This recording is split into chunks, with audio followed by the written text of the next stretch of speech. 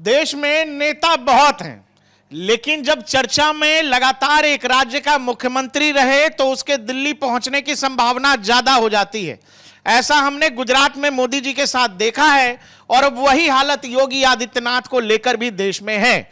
एक वर्ग जो है जो उनके साथ है, एक दूसरा वर्ग है जो कहता है कि नहीं नहीं इनका तो खत्म हो गया, ये तो यूपी से भी हटाए जा रहे हैं। इन सब से इतर योगी आदित्यनाथ बिल्कुल उसी तरीके से काम कर रहे हैं जैसे उनका बुलडोजर चलता है। योगी आदित्यनाथ ने एक बड़ा फैसला किया है। बड़ा फैसला जब मैं कह रहा हूं तो नेम प्लेट वाले फैसले से आगे की बात कह रहा हूं। नेम प्लेट वाले फैसले से भी आगे योगी आदित्यनाथ ने कुछ सोच लिया है। हमारे साथ अभिषेक हैं। क्या है उत्तर प्रदेश में योगी आदित्यनाथ को तो लेकर लोग कह रहे हैं कि अभी हटाए जाएंगे, अभी बिठाए जाएंगे, साइड किए जाएंगे, दिल्ली बुलाए जाएंगे। योगी जी रुक ही नहीं रहे। देखिए, जो योगी आदित्यनाथ को लेकर जो भी सवाल उठाया जा रहा है उन सवालों से अलग एक दुनिया है और उस पूरी दुनिया को समझ लेना चाहिए। योगी आदित्यनाथ ने 24 घंटे पहले एक बड़ा फैसला किया और वो फैसला आम लोगों के लिए है। ये नेम प्लेट वाला जो फैसला है उससे भी लोगों की ज़िंदगी जुड़ी है, लेकिन आप इसे पॉलिटिकल फैसला कह सकते हैं।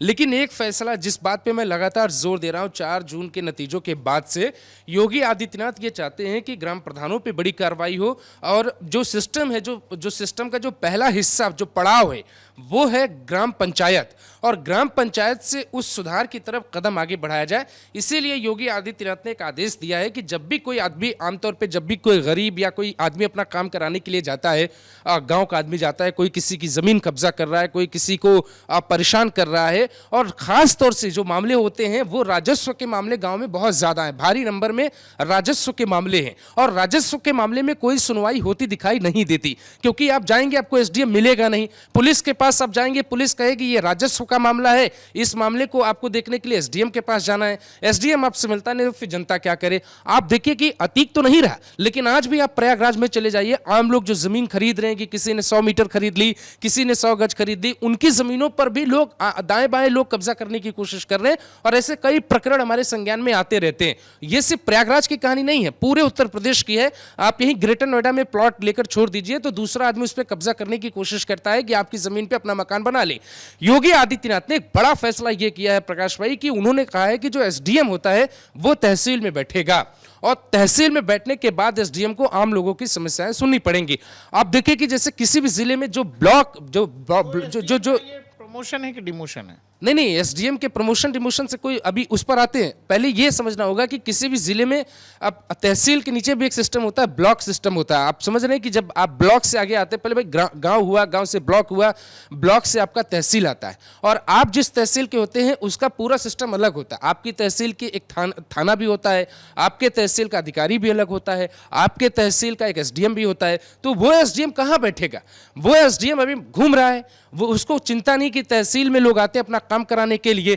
आदमी सीधे जिला मुख्यालय नहीं जाना चाहता, जिला मुख्यालय जाएगा तो उसे सीडीओ और डीएम से मुलाकात करनी पड़ेगी, और किसी भी जिले की आबादी अगर 20 लाख है तो डीएम और सीडीओ किसी की भी समस्या नहीं सुन सकते। इसीलिए जिलों को भी डिवाइड किया गया है, ब्लॉक में डिवाइड किया गया है, ब्लॉक के अधिकारी अलग होते हैं, और उसके बाद जो सबसे मेन जो कड़ी है वो है तहसील की। तहसील में जो जिलों को बांटा जाता है प्रकाश भाई, योगी ने वही चोट करने की कोशिश की कि जितने भी तहसील के जो एसडीएम है वो तहसील में ही बैठेंगे और तहसील के क्षेत्र में ही काम करेंगे। हर तहसील का लगभग एक एसडीएम होता है और उसको यही सब देखना होता है। जैसे जो भी नए एसडीएम चुनकर जाते हैं उनको जब पहली बार एसडीएम का जो पद मिलता है तो वो लगभग ज्यादातर केस में नए एसडीएम को तहसील ही दी जाती है, और तहसील से ही गांव जुड़ा है और गांव से ही आपका देश और प्रदेश जुड़ा हुआ है। योगी आदित्यनाथ के इस फैसले का असर आपको दिख जाएगा। अगर आप तहसील में जाते हैं, आपको एसडीएम नहीं मिलता है, तो आप जो है योगी आदित्यनाथ से अपनी शिकायत कर सकते हैं। आपको लगातार हम बताते हैं कि आप अपनी शिकायत कहां कर सकते हैं। नेम प्लेट के बाद ये दूसरा फैसला हो गया, लेकिन जिन लोगों को लग रहा है कि ये फैसले सिर्फ इतने होंगे, उनके लिए यह भी समझना होगा कि 1 अगस्त के बाद यूपी की नहीं पूरे देश की सियासत बदलने वाली है। देश की सियासत में नए मुद्दे आ जाएंगे और देश की सियासत नए नैरेटिव पे चलेगी, और योगी और नरेंद्र मोदी की मुलाकात होने वाली है जुलाई के अंत में ही, और वो जैसे ही मुलाकात होगी उसके बाद देखिए बीजेपी पैटर्न फॉलो करती है, और वो पैटर्न कौन बनाता है? योगी आदित्यनाथ बनाते हैं। योगी आदित्यनाथ ने कहा कि कावड़ वाला फैसला हम लागू करते हैं, उसके बाद बिना दिल्ली आलाकमान से पूछे कई मुख्यमंत्रियों ने इसे लागू किया, और कई पुलिस वालों ने भी कई जगहों की तो पुलिस ने ही लागू कर दिया। हरिद्वार के भीतर पुष्कर सिंह धामी सीएम से नहीं पूछा गया पुलिस ने अपने हिसाब से लागू कर दिया। तो वो दौर बदल चुका है। जब योगी आदित्यनाथ रास्ता दिखा रहे हैं प्रकाश भाई, तो उस रास्ते पे लोगों को चलना पड़ रहा है। जो अभी अनुमान लगाया जा रहा है राजनीतिक तौर पे, वो अनुमान ये है कि जब ये मुलाकात हो जाएगी पीएम और सीएम की, उस मुलाकात के बाद जाहिर तौर पे नरेंद्र मोदी योगी आदित्यनाथ को ही ये नेतृत्व देने वाले हैं कि आप देश को कौन सा रास्ता और किस तरफ देश की राजनीति को, बीजेपी को लेकर जाना है। तो आप 1 अगस्त से योगी की भाषा, योगी की शैली, योगी के काम करने का तरीका और बीजेपी का नैरेटिव आप बदलते हुए इस देश में देखेंगे। क्योंकि चुनावी नतीजों के हार के बाद बीजेपी की ये फाइनल मीटिंग है। इसके बाद या केशव नाराज होते हैं या वो योगी के साथ मिलकर काम नहीं करते। ये वाला जो ये खबर है ना, ये खबर अगले 10 दिनों की ही है। 10 दिनों के बाद बीजेपी अपने मिशन पे लग जाएगी, साल 2027 के चुनाव पे लग जाएगी, बाकी राज्यों के चुनाव पे लग जाएगी। आप जानते हैं कि राहुल गांधी ने पार्लियामेंट के भीतर प्रधानमंत्री नरेंद्र मोदी के सामने ये कहा है कि आपको अयोध्या हराया है और अब आपको अब गुजरात हराकर दिखाएंगे। बीजेपी गुजरात और उत्तर प्रदेश किसी भी कीमत पे हारना नहीं चाहेगी, और अगर दोनों राज्य बीजेपी हार जाएगी तो कुछ बचेगा नहीं। इसीलिए अब फाइनल नतीजों पे बात आ गई है, फाइनल स्थितियां बीजेपी में तैयार हो चुकी हैं। बस नरेंद्र मोदी और मुख्यमंत्री योगी आदित्यनाथ की मुलाकात होनी है, और उस मुलाकात के बाद देश को नया नैरेटिव, नया रास्ता मिलने वाला है, और योगी कई ताबड़तोड़ एक्शन लेने वाले हैं। आपको क्या लगता है, ये भी बताना चाहिए। इस देश में देखो कि चुनाव होते ही रहते हैं, कि एक चुनाव अभी लोकसभा खत्म हुआ है, अभी थोड़ी देर में जैसे हम लोग उत्तर प्रदेश, गुजरात, इसी साल 3 राज्यों में चुनाव है। लेकिन एक चीज़, जैसे जो लोग पॉलिटिक्स समझ रहे हैं, देख रहे हैं, वो लोग एक बेसिक बात समझेंगे कि योगी आदित्यनाथ के काम करने के तरीके में क्या अंतर आया है। क्या बुलडोजर की गति स्लो हो गई है? क्या योगी आदित्यनाथ अपने हिसाब से फैसले कर पा रहे हैं कि नहीं कर पा रहे हैं, कि लोग उनको रोक रहे हैं? लेकिन मुझे ये लग रहा है कि योगी आदित्यनाथ चुनावों के बाद भी बहुत डिस्टर्ब करने की उनको कोशिश हुई है, लेकिन यही तो सर्वाइवल है। बड़े नेता जो होते हैं उनके रास्ते में कांटे ऐसे ही बिछाए जाते हैं, वो चाहे अपनी पार्टी के हों या चाहे विपक्ष के लोग हों। और बड़े नेता जो हैं वो इन्हीं सर्वाइवल इंस्टिंक्ट ही उनको बचाता है कि वो आगे चल के क्या करेंगे। अगर नरेंद्र मोदी को 6-6 घंटे सीबीआई ने बिठाया, नरेंद्र मोदी पर 2002 का आरोप लगा, नरेंद्र मोदी पर लगातार आरोप लगता रहा था कि गुजरात मॉडल को लेकर आप झूठ बोल रहे हैं, गलत फैला रहे हैं, लेकिन नरेंद्र मोदी का सर्वाइवल इंस्टिंक्ट ही था जो उनको दिल्ली लेकर के चलाया, तमाम विपदाओं के बावजूद। नहीं तो बहुत सारे नेता खत्म हो जाते हैं अभिषेक। वही सर्वाइवल वाली कहानी चल रही है योगी आदित्यनाथ की, वो चाहे पार्टी के अंदर कुछ नेता उनके खिलाफ हो या फिर विपक्ष में। सर्वाइवल वाली स्थिति प्रकाश भाई आप मानते होंगे, मुझे ऐसा लगता है कि अभी सर्वाइवल मतलब समझे ना कि आपके सामने जो भी चुनौती है, उस चुनौती को आप पार कीजिए, उस चुनौती को पार कीजिए। जैसे नरेंद्र मोदी 3-3, 4-4 चुनाव जीते, बैठ गए दिल्ली में। योगी आदित्यनाथ के लिए 2027 जीतेंगे, दिल्ली का रास्ता उनका आसान हो जाएगा। लोग जानते हैं कि 2027 में योगी बनाम अखिलेश में कैसे भी अपर हैंड योगी का है, इसीलिए उनको अभी से कमजोर करने की कोशिश हो रही है कि योगी आदित्यनाथ के नेतृत्व पर चुनाव लड़ने की स्थिति ही ना हो। लोग इस बात से घबरा रहे हैं। और आप एक चीज ये बताएं कि नरेंद्र मोदी, प्रधानमंत्री नरेंद्र मोदी और योगी आदित्यनाथ के आप नंबर देखिए और थोड़ा कंपेयर करिए कि दोनों में क्या आपको समानताएं दिखती हैं। आप राजस्थान नरेंद्र मोदी के कार्यकाल के दौरान ही आप एक बार जीते, कांग्रेस एक बार जीती। कर्नाटक में आप अपने सरकार के पैटर्न को नहीं रोक पाए, 5 साल आपका, 5 साल आपका। शिवराज सिंह चौहान के कार्यकाल से ही मध्य प्रदेश बीजेपी लगातार जीत रही है। इवन झारखंड में भी ये स्थिति बनी रही, छत्तीसगढ़ में ये भी स्थिति बनी रही, और यूपी में भी इस तरीके की परंपरा रही कि साल 2003 में मुलायम सिंह यादव आए, 7 में उनकी सरकार गई तो 7 में मायावती मुख्यमंत्री बनी, 12 में मुख्यमंत्री की कुर्सी गई तो अखिलेश यादव आए, उसके बाद 2022 में 17 में बीजेपी बनी, तो यह कहा गया कि 22 में फिर से सरकार रिपीट होगी। तो जैसे प्रधानमंत्री दिल्ली में लगातार 3 बार रिपीट करके आ चुके हैं, उसी तरीके से योगी आदित्यनाथ यूपी में ये कारनामा कर चुके हैं। तो आप नंबर पे बात करिए, और आप जब नंबर पे बात करेंगे तो योगी का कद आपको छोटा दिखाई नहीं देगा। आप जो सर्वाइवल की जो बात कर रहे हैं, मुझे नहीं लगता कि बीजेपी में वो स्थिति योगी आदित्यनाथ की है। आप अगर देखें कि जब भाई राजेश खन्ना सुपरस्टार हुआ करते थे तो उस वक्त अमिताभ बच्चन भी तो आए, लेकिन एक वक्त ऐसा आया जब अमिताभ को मतलब राजेश खन्ना को कहना पड़ा कि भाई अमिताभ सुपरस्टार हैं। अमिताभ के बाद जब मोहब्बतें फिल्म आई और उसमें शाहरुख खान ने एक्टिंग की, तो क्या उसकी कहानी सबको पता है कि उसमें अमिताभ बच्चन और शाहरुख खान को लेकर क्या क्लैशेस हुए थे। तो शाहरुख खान को एक बार एक्सेप्ट करना पड़ा अमिताभ को कि वो सुपरस्टार बन चुके हैं। तो ये दौर है और नरेंद्र मोदी सुपरस्टार बन चुके हैं, लेकिन अब बीजेपी में या फिर प्रधानमंत्री मोदी को या अमित शाह को ये बात माननी पड़ेगी कि भाई योगी आदित्यनाथ बीजेपी के सुपरस्टार बन चुके हैं। आप मानिए या मत मानिए, ये केशव की बात मानते हैं कि राजभर मानते हैं। आप एक बात बताइए कि राजभर की सियासी हैसियत कितनी है? अनुप्रिया पटेल की सियासी हैसियत क्या है? सियासी हैसियत की बात कर रहा हूं मैं वही सियासी मैं कांटों की बात कर रहा हूं, मैं वही नाम नहीं ले रहा हूं, मैं कह रहा हूं राजनीति में कांटे। भाई बीजेपी के अंदर गोवा अधिवेशन से पहले, नरेंद्र मोदी के अनाउंसमेंट से पहले लेटर लिख दिया आडवाणी जी ने। क्यों लिख दिया? तो यही छोटी छोटी चीजें हैं जिनसे आपको निकलना पड़ता है। मैं कह रहा था कहीं कि भाई एक साथ युद्ध के कई मोर्चे नहीं खोले जा सकते, तो योगी आदित्यनाथ अब बहुत स्मार्ट हो गए हैं। योगी आदित्यनाथ एज ए गोरखपुर के सांसद, as a chief minister of Uttar Pradesh, first tenure और सेकंड टेन्योर, ये तीनों चीजें जब आप देखेंगे तो अभी योगी आदित्यनाथ आपको ज्यादा रिफाइंड दिखेंगे। दूसरी बात यह है कि नरेंद्र मोदी दिल्ली पहुंच के बहुत अब सबका साथ सबका विकास, थोड़ा सा सॉफ्ट हिंदुत्व वाली कहानी। योगी आदित्यनाथ जैसे एज ए सांसद थे गोरखपुर में हार्ड हिंदुत्व को लेकर, वैसे ही चीफ मिनिस्टर भी हैं। वो अपने स्टांस पे बिल्कुल वो नहीं हो रहे डिफेंसिव कि चलो अब थोड़ा सा पीछे बैकफुट पे खेलता हूं, नहीं, आगे से ही खेल रहे हैं।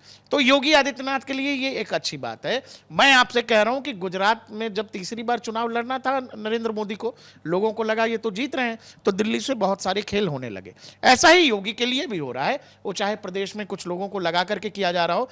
यही मैं कह रहा हूं कि बड़े लीडर की यही निशानी है कि इन तूफानों से जिस दिन निकल गए योगी आदित्यनाथ, और इसलिए योगी आदित्यनाथ आपको हाल के दिनों में बहुत फोकस लग रहे होंगे, बावजूद इसके कि लोकसभा चुनाव में जो भी नतीजे रहे। आप इन फैसलों से देख लो ना, बुलडोजर की गति नहीं कम हुई।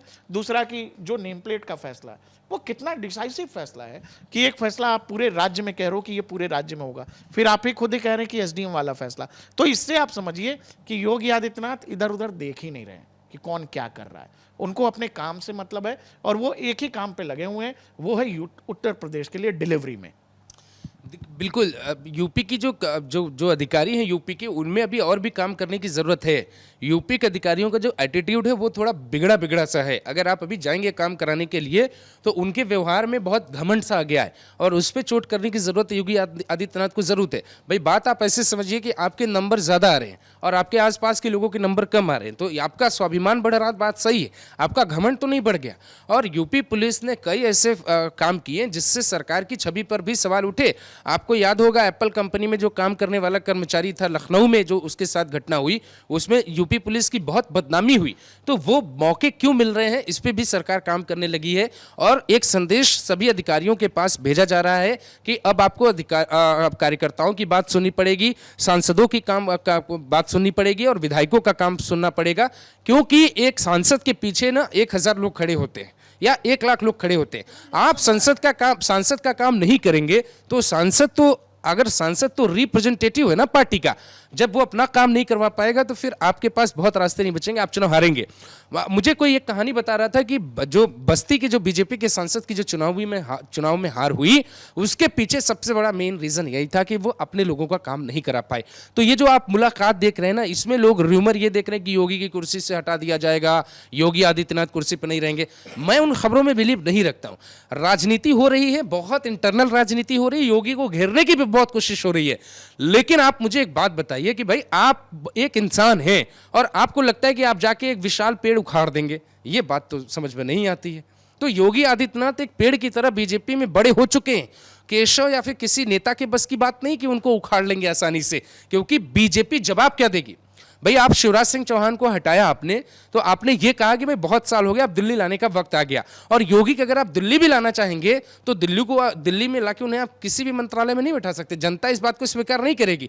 योगी के लिए भी 3 पद है, एक पद पे वो बैठे हैं, 2 पद दिल्ली में है और दोनों पद में से आप कोई पद अभी देना नहीं चाहेंगे। तो योगी को हटाने का रास्ता तो बीजेपी देख भी सकती है, लेकिन उसके पास विकल्प नहीं है। तो वहां से योगी के लिए बहुत फायदे की बात है। और पूरा विपक्ष यही नैरेटिव तो करने की कोशिश कर रहा है ना कि हटाओ योगी को। नैरेटिव क्यों कर रहा है ये देखो, नैरेटिव इसीलिए कर रहा है, मैं पहले भी शायद आपसे कह रहा था, जब तक अटल जी थे तब तक ये अटल जी बहुत बुरे हो गए थे कि अटल जी बुरे हैं। और अटल जी जब चले गए, अभी जब नरेंद्र मोदी आ गए तो लाल कृष्ण आडवाणी लोगों को बड़े अच्छे लगने लगे कि लाल कृष्ण आडवाणी बहुत अच्छे थे, नरेंद्र मोदी बहुत खराब है, ठीक है ना। आज जिस दिन योगी आदित्यनाथ आ जाएंगे उस दिन नरेंद्र मोदी बड़े अच्छे हो जाएंगे। तो विपक्ष को पता है कि नरेंद्र मोदी तो चाय वाले हैं, उत्तर प्रदेश में गाय वाला है, डिस्टर्ब कर देगा ये देश को, विपक्ष के लिहाज से मैं कह रहा हूं। तो उनको पता है और वो जानते हैं कि नरेंद्र मोदी से लड़ना एक बार को आसान है, योगी आदित्यनाथ के साथ लड़ना बहुत आफत हो जाएगी। वो इसीलिए उस फ्यूचर प्रोजेक्ट को अभी से कंफ्यूज करने में, डिफ्यूज करने में लगे हुए हैं कि लोगों के बीच एक कंफ्यूजन चला जाए कि बीजेपी में ही योगी को लेकर एक मत नहीं है, बीजेपी ही योगी को हटाना चाहती है।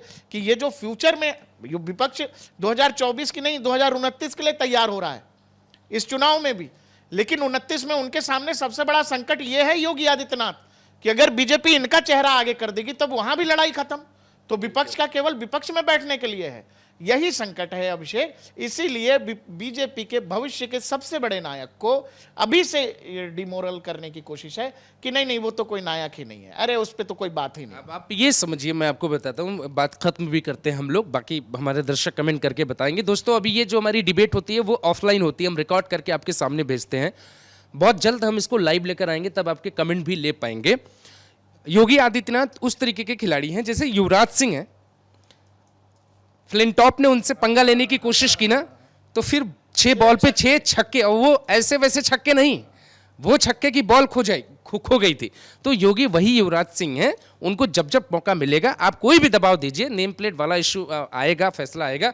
और अभी हमारे दो पर भी योगी आदित्यनाथ सोच रहे हैं, योगी आने वाले वक्त में 5 कौन से फैसले ले सकते हैं, इस मुद्दे पर बात हम अपनी अगली डिबेट में करेंगे विद रिसर्च। हाँ, जनता के लिहाज से भी जो 5 फैसले योगी लेने वाले हैं, जैसे हमारे 2 पर क्या है और भी क्या क्या फैसले हो सकते हैं, ये भी आप सुन सकते हैं। शुक्रवार को यूपी में नमाज सड़कों पर न पढ़ी जाए, क्या इस मुद्दे पर भी योगी कोई अध्यादेश लाने के बारे में प्लान कर रहे हैं? दोस्तों ऐसे ही 5 मुद्दों पे अगली डिबेट में आपसे मिलेंगे।